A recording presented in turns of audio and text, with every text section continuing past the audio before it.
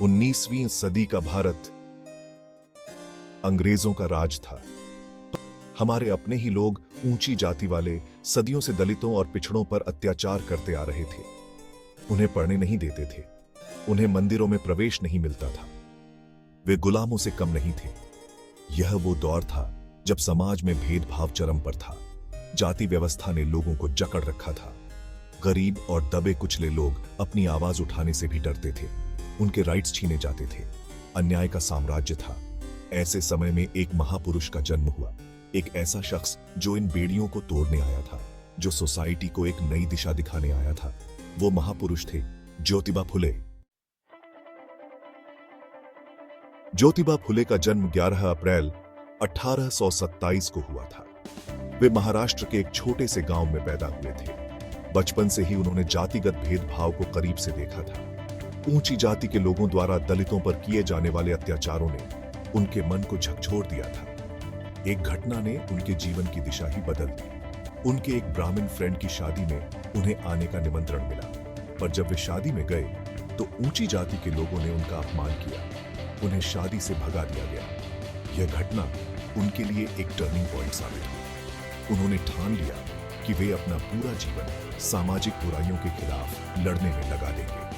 वे दलितों और पिछड़ों के हक के लिए लड़ेंगे, उन्हें पढ़ाएंगे लिखाएंगे, उन्हें उनके राइट्स के प्रति जागरूक करेंगे।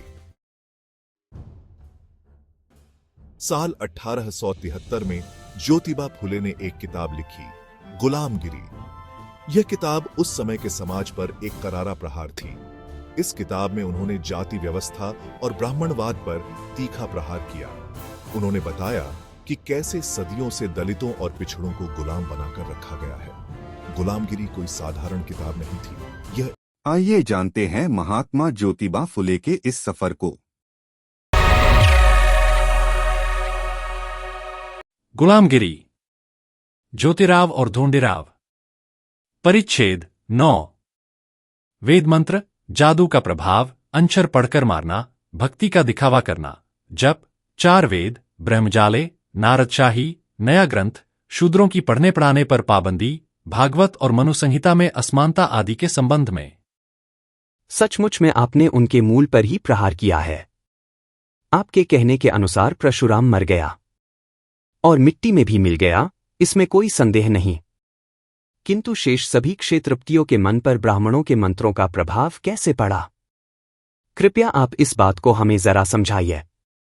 क्योंकि उस समय ब्राह्मण लोग युद्ध में हर एक शस्त्र पर मंत्र विधि करके उन शास्त्रों में प्रहार की क्षमता लाए बगैर उनका शत्रु पर प्रयोग करते नहीं थे।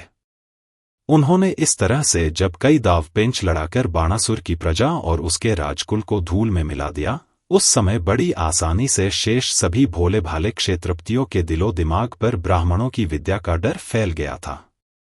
इसका प्रमाण इस तरह से दिया जा सकता है कि भृगु नाम के ऋषि ने जब विष्णु की छाती पर लात मारी, तब विष्णु ने उनके मतानुसार आदि नारायण ऋषि के पांव को तकलीफ हो गई होगी समझकर उसने ऋषि के पांव की मालिश करना शुरू किया। अब इसका सीधा अर्थ स्वार्थ से जुड़ा हुआ है। वह यह कि जब साक्षात आदिनारायण को, जो स्वयं विष्णु है, उसने ब्राह्मण की लत्ती को बर्दाश्त करके उसके ही पांव की मालिश की अर्थात सेवा की, तब हम जो शूद्र लोग हैं, जिनके कहने के अनुसार शूद्र प्राणी, यदि ब्राह्मणों ने अपने हाथों से या लत्थी से मार पीट कर उनकी जान भी ले ली, तब भी उन्होंने हाँ या ना नहीं कहना चाहिए। फिर आज जिन नीची जाति के लोगों के पास जो कुछ जादू मंत्र विद्या है, उसको उन्होंने कहाँ से सीख लिया होगा? आजकल के लोगों के पास जो कुछ अंशर पढ़ने की, मूठ मारने की, मोहिनी देने की बंगाली जादू मंत्र विद्या है, उसको उन्होंने केवल वेदों के जादू मंत्र विद्या से नहीं लिया होगा, ऐसे कोई भी नहीं कह सकता।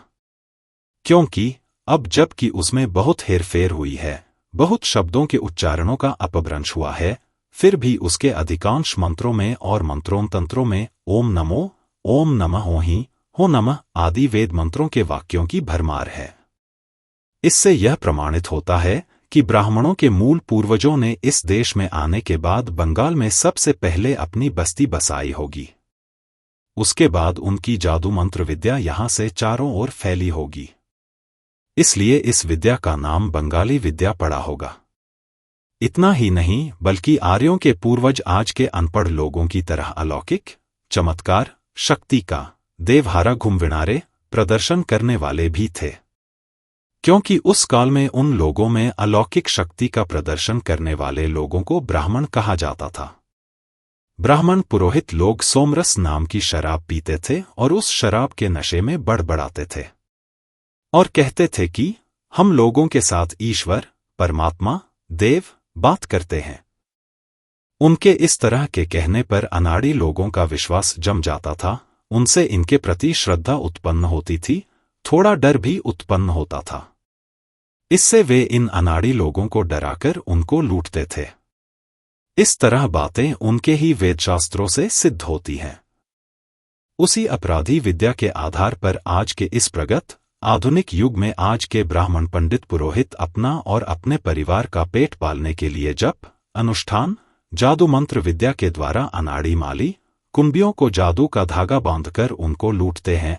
फिर भी उन अनाड़ी अभागे लोगों को उन पाखंडी धूर्त मदारियों की ब्राह्मण पंडित पुरोहितों की जालसाजी पहचानने के लिए समय भी कहाँ मिल रहा है, क्योंकि ये अनाड़ी लोग सभी दिन भर अपने अपने खेत के काम में जुटे रहते हैं और अपने बाल बच्चों का पेट पालते हुए सरकार को लगान देते देते उनके नाक में दम चढ़ जाता है। मतलब जो ब्राह्मण यह शेखी बघारते हैं कि ब्रह्मा के मुंह से 4 वेद निकले हैं, वेद स्वयंभू है, उसके कहने में और आपके कहने में कोई तालमेल नहीं है। तात इन ब्राह्मणों का मत पूरी तरह से मिथ्या है, क्योंकि यदि उनका कहना सही मान लिया जाए तब ब्रह्मा के मरने के बाद ब्राह्मणों के कई ब्रह्मर्षियों या देवियों द्वारा रचे गए सूक्त ब्रह्मा के मुंह से स्वयंभू निकले हुए वेदों में क्यों मिलते हैं। उसी प्रकार 4 वेदों की रचना एक ही कर्ता द्वारा एक ही समय में हुई है, यह बात भी सिद्ध नहीं होती। इस तरह का मत कई यूरोपियन परोपकारी ग्रंथकारों ने सिद्ध करके दिखाया है। तात फिर ब्राह्मण पंडितों ने यह ब्राह्म घोटाला कब किया? तात ब्रह्मा के मरने के बाद कई ब्रह्मर्षियों ने ब्रह्मा के लेख को 3 हिस्सों में विभाजित किया। मतलब उन्होंने उसके 3 वेद बनाए। फिर उन्होंने उन 3 वेदों में भी कई प्रकार की हेराफेरी की। उनको पहले की जो कुछ गलत सलत व्यर्थ की बातें मालूम थीं, उस पर उन्होंने उसी रंग की कविताएं रचकर उनका एक नया चौथा वेद बनाया। इसी काल में परशुराम ने बाणासुर की प्रजा को बेरहमी से धूल खिलाई थी। इसीलिए स्वाभाविक रूप से ब्राह्मण पुरोहितों के वेद मंत्रदी जादू का प्रभाव अन्य सभी क्षेत्रपतियों के दिलोदिमाग पर पड़ा। यही मौका देखकर नारद ने, जो हिजड़ों की तरह औरतों में ही अक्सर बैठता उठता था, उसने रामचंद्र और रावण, कृष्ण और कंस तथा कौरव और पांडव आदि सभी भोले भाले क्षेत्रपतियों के घर घर में रात और दिन चक्कर लगाना शुरू कर दिया था। उसने उनके बीवी बच्चों को कभी अपने इकतारे वीणा से आकर्षित किया, कभी उसने उनको इकतारे की तार को तुम बजाकर और उनके सामने थे थे नाचते हुए तालियां बजाईं और उनको आकर्षित किया। इस तरह का स्वांग रचाकर और इन क्षेत्रपतियों को उनके परिवारों को ज्ञान का उपदेश देने का दिखावा करके अंदर ही अंदर उनमें आपस में एक दूसरे की चुगलियां एक दूसरे से कहकर उसने इनमें आपस में झगड़े लगवा दिए और सभी ब्राह्मण पुरोहितों को उसने आबाद आजाद करा दिया। इसका परिणाम यह हुआ कि ब्राह्मण ग्रंथकारों ने उस काल में सभी लोगों की नजरों में धूल झोंककर अपनी सारी वेद मंत्रों की जादू या तो विद्या और उससे संबंधित सारी व्यर्थ की बातें आदि उन सभी का मिलाप करवाकर कई स्मृतियां संहिताएं धर्मशास्त्र पुराण आदि बड़े बड़े गट्ठा ग्रंथों को अपने घर की 4 दीवारों के अंदर बैठकर के ही लिख डाला और उन ग्रंथों में उन्होंने शूद्रों पर ब्राह्मण लोगों के स्वामित्व का समर्थन किया है। उन्होंने उन ग्रंथों में हमारे खानदानी सिपाहीगिरी के रास्ते में कंटीला खंबा गाड़ दिया है और अपनी नकली धार्मिकता का लेप लगा दिया है। फिर उन्होंने यह सारा ब्रह्मचल बाद में फिर कभी शूद्रों के ध्यान में भी न आने पाए, इस डर से या उन ग्रंथों में मन चाहे उस प्रकार से परिवर्तन करने की सुविधा हो, इसलिए शूद्रों को ज्ञान ध्यान से पूरी तरह दूर रखा। उन्होंने पाताल में दफनाए गए शूद्रादि लोगों को किसी ने भी पढ़ना लिखना नहीं सिखाना चाहिए, इस तरह का विधान मनुसंहिता जैसे ग्रंथों में बहुत ही सूझबूझ के साथ और बहुत ही प्रभावी ढंग से लिख कर रखा है। तात क्या भागवत भी उसी समय में लिखा गया होगा? तात, भागवत भी उसी समय लिखा गया होता तो सबके पीछे से हुए अर्जुन के जन्मजय नाम के पड़पोते की हकीकत उसमें कभी न आई होती। तात, आपका कहना सही है, क्योंकि उसी भागवत में कई पुरातन कल्पित व्यर्थ की पुराण कथाएं ऐसी मिलती हैं कि उससे इसाबनीति हजारों गुना अच्छी मानना पड़ेगी। इसाबनीति में बच्चों के दिलो दिमाग को भ्रष्ट करने वाली एक भी बात नहीं मिलेगी। उसी तरह मनुसंहिता भी भागवत के बाद में लिखी गई होगी, यह सिद्ध किया जा सकता है। तात, इसका मतलब यह कैसे होगा कि मनुसंहिता भागवत के बाद में लिखी गई होगी?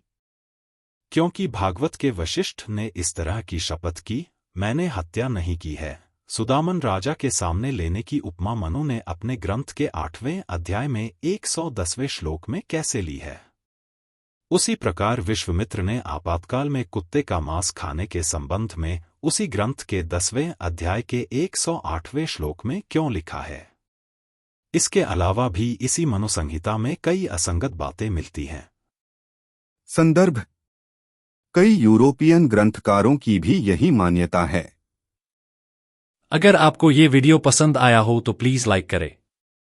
अगर आप हमारे अपने चैनल साइंस द रियल पर पहले बार आए हैं तो प्लीज सब्सक्राइब अवश्य करें। धन्यवाद।